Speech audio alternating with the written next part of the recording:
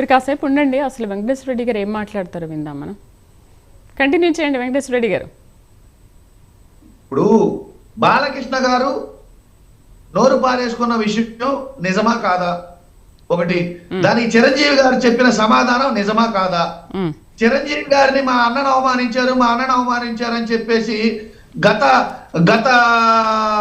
ప్రతిపక్షంలో ఉండగా ఈ తెలుగుదేశం పార్టీ వాళ్ళు, జనసేన పార్టీ వాళ్ళు విపరీతంగా ట్రోల్ చేసిన మాట వాస్తవా కాదా?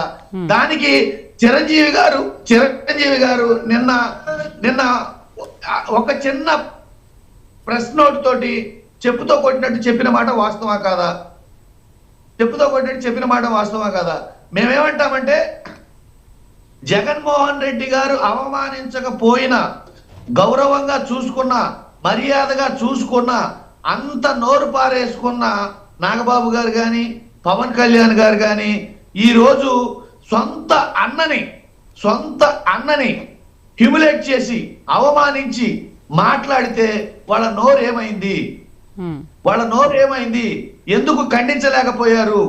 ఖండించలేకపోయింది కాక కమిట్మెంట్ ఏదైనా మనకు 15 ఏళ్ళకి ఆల్రెడీ కమిట్మెంట్ తీసుకున్నారు కదా, కూలికి కమిట్మెంట్ తీసుకున్నారు కదా. తల్లిని అవమానించిన, అన్నని అవమానించిన, జాతిని అవమానించిన, మేము 15 ఏళ్ళు కలిసే ఉంటాము అని కమిట్మెంట్ ఒకటి తీసుకున్నారు కదా. ఎందుకు ఆ కమిట్మెంట్ ఎందుకు తీసుకున్నారంటే దీనికి కారణం చంద్రబాబు నాయుడు గారికి కానీ, పవన్ కళ్యాణ్ గారికి కానీ, కూటమి ప్రభుత్వానికి కానీ జగన్మోహన్ రెడ్డి గారంటే భయం.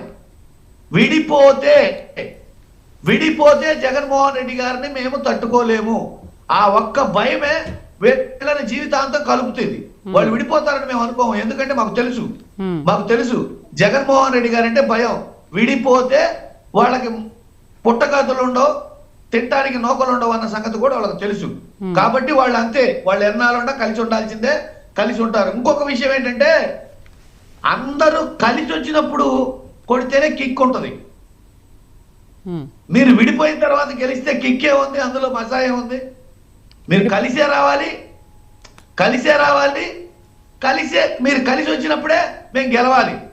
ఒక్కడు 10 మందిని ఎదుర్కోవడంలో కిక్ ఉంది, అంతేగాని 10 మంది ఒక్కడిని ఎదుర్కోవడంలో పెద్ద కిక్కే ఉంది, పెద్ద విషయమే ఉంది అందులో. మేము క్లియర్ గా ఒకటి చెప్తున్నాం, ఆంధ్రప్రదేశ్ ప్రజలు అన్ని గమనిస్తున్నారు. మీ అబద్ధాలన్నీ తేటతెల్లమైపోతున్నాయి. అసెంబ్లీ సాక్షిగా 14 లక్షల అప్పు విషయం తేటతెల్లమైపోయింది. అంటే ఇప్పుడు ఏంటి వెంకటేశ్వర రెడ్డి గారు, మీ అభిప్రాయం ఏంటి? ఇప్పుడు బాలకృష్ణ చిరంజీవి పైన అలాంటి వ్యాఖ్యలు చేశారు. ఈ వ్యాఖ్యల నేపథ్యంలో పవన్ కళ్యాణ్ కానీ, జనసేన కానీ ఎవరు స్పందించట్లేదు కాబట్టి వీళ్ళు విడిపోయారు అని ఏమని మీరు అనుకుంటున్నారా? మీరు డిసైడ్ చేసేసారా? అసలు విడిపోతారని మేము అనుకోమమ్మా. అసలు విడిపోవాలని కూడా మేము అనుకోము. మేము ఆల్రెడీ ఇప్పుడు క్లారిటీ ఇచ్చాను కదా మీకు. విడిపోవాలని కానీ విడిపోతారని కానీ మేము అనుకోం. 15 ఏళ్ల పాటు కమిట్మెంట్ తీసుకొని కూలికి అడ్వాన్స్ తీసుకున్న తర్వాత ఎలా విడిపోతారు? అది తల్లిని అవమానించినా విడిపోవటానికి లేదు, అన్నను అవమానించినా విడిపోవటానికి లేదు, జాతిని అవమానించినా విడిపోవటానికి లేదు. కమిట్మెంట్ అయిపోయింది, అగ్రిమెంట్ అయిపోయింది, అడ్వాన్స్ తీసుకోవడం అయిపోయింది. స్పందించట్లేదు అని అంటున్నారు కదా పవన్ కళ్యాణ్ కానీ, నాగబాబు కానీ ఎవరు స్పందించట్లేదు ఇన్ని వ్యాఖ్యలు చేసినప్పటికీ కూడా అని మాట్లాడుతున్నారు కదా. మేము ఆ మాట మేము ఎందుకు అంటున్నామంటే జరగని దాన్ని జరిగినట్టు సృష్టించి నోరు పారేసుకొని అంతలా పేలారు కదా, అవన్నీ అబద్ధాలు. ఇప్పుడు చిరంజీవి గారి నోట్ తోటి, ఒక్క ప్రెస్ నోట్ తోటి మీరు చెప్పినవన్నీ అబద్ధాలని చెప్పి చెప్పుతో కొట్టినట్టు సమాధానం చెప్పాడు. మీరు చెప్పినవన్నీ అబద్ధాలు, వాస్తవం ఇది అని చెప్పేసి తన సొంతగా స్వయంగా ఇచ్చిన ప్రెస్ నోట్ తోటి చెప్పుతో కొట్టినట్టు సమాధానం చెప్పారు. అంటే మీరు అబద్ధాలు ఆడటంలో దిట్ట, మోసాలు చేయటంలో దిట్ట, మాయ చేయటంలో దిట్ట, ప్రజల్ని మభ్యపెట్టడంలో దిట్ట. కాబట్టే మీరు చేశారు. నేను ఒక మాట అంటున్నాను, ప్రజలకి ప్రాణం కానీ నమ్మకం కానీ ఒకసారి పోతే రావమ్మా. మీరు గమనించుకోండి, మీరు మోసం చేశారు, నమ్మించారు, ప్రజల నమ్మకాన్ని కోల్పోయారు.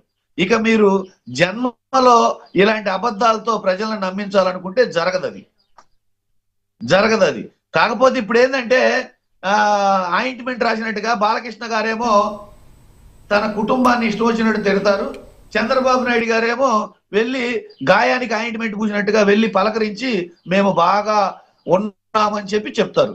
ఎందుకంటే వాళ్ళకి తెలుసు, వీళ్ళకి తెలుసు, మేమేమన్నా వాళ్లే పడి ఉంటారులే అని వాళ్ళకి తెలుసు, ఎన్నన్నా మనం బయటికి పోములే అనేది వీళ్ళకి తెలుసు.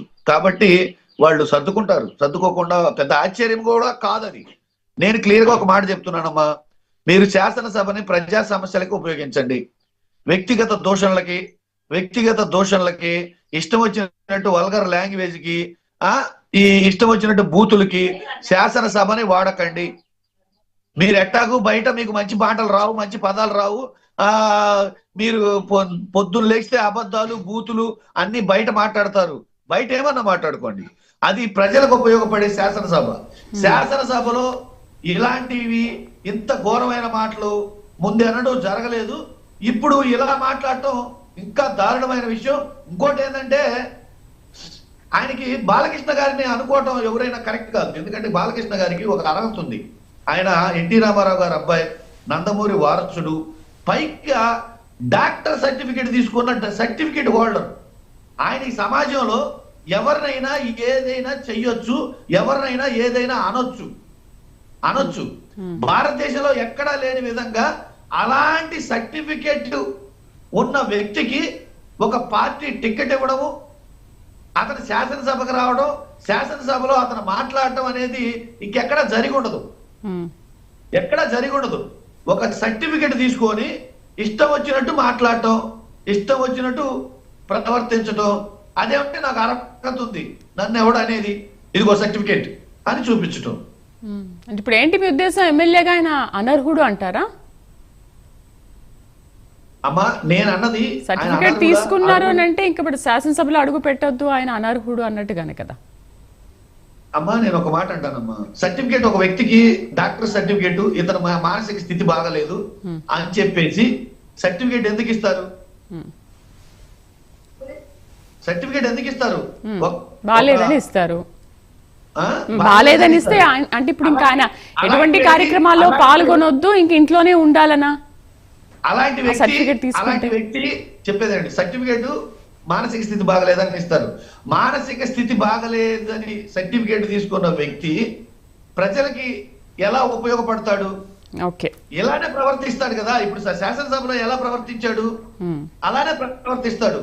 మారు వేషంలో రావడం, మేకప్లు వేసుకొని రావడం, విగ్గులు పెట్టుకొని రావడం, సినిమా డ్రెస్సులు వేసుకొని రావడం, కళ్ళజోడు నెత్తి మీద పెట్టుకొని రావడం, తన అహంకారాన్ని అధికారాన్ని ప్రదర్శించి నోరు ఎవరిని పడితే వాళ్ళ నోరు పారేసుకోవడం, ఇవన్నీ చేస్తాడు.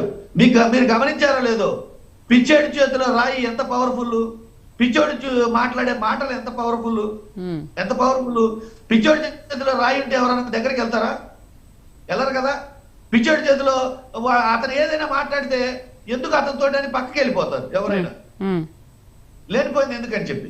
అట్లానే నేను ఏమంటానంటే సర్టిఫికెట్ తీసుకున్న హోల్డర్ అతను, కాబట్టి అతన్ని తప్పు పట్టడానికి లేదు, అతన్ని ఎవరు ఏమనడానికి లేదు, ఎవరు ఏమనడానికి లేదు. ఎందుకంటే అతనికి హక్కుదారుడు హక్కు ఇచ్చింది ఏది ప్రభుత్వం. గతంలో ఒక డాక్టరు అతనికి హక్కు ఇచ్చాడు, అయ్యా నీ ఇష్టం వచ్చినట్టు ప్రవర్తించవచ్చు, నువ్వు ఏం చేసినా జైలుకి వెళ్ళే పని ఉండదు, నువ్వేం చేసినా ఎవరు ఎదురు ప్రశ్నించే పని ఉండదు అని చెప్పి సర్టిఫికేట్ ఇచ్చింది. కాబట్టి ఆయన మాటల్ని ఎవరు ఇక్కడ పట్టించుకోరు.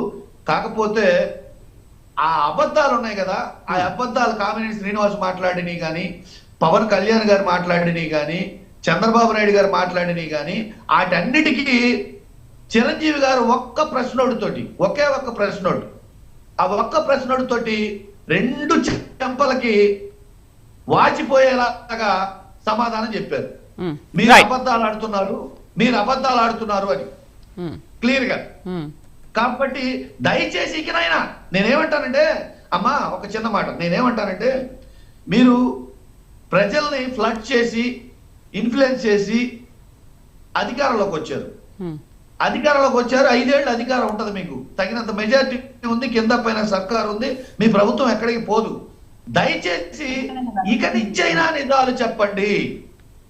దయచేసి ఇక నుంచి అయినా శాసనసభలో కానీ నిజాలు చెప్పండి. ఇప్పుడు మధ్యలో ఎన్నికలే రావు కదా, ప్రజల్ని ఇప్పుడు కూడా ఫ్లడ్ చేసి అబద్ధాలు ఆడి మోసం చేసిన పనే ఉంది.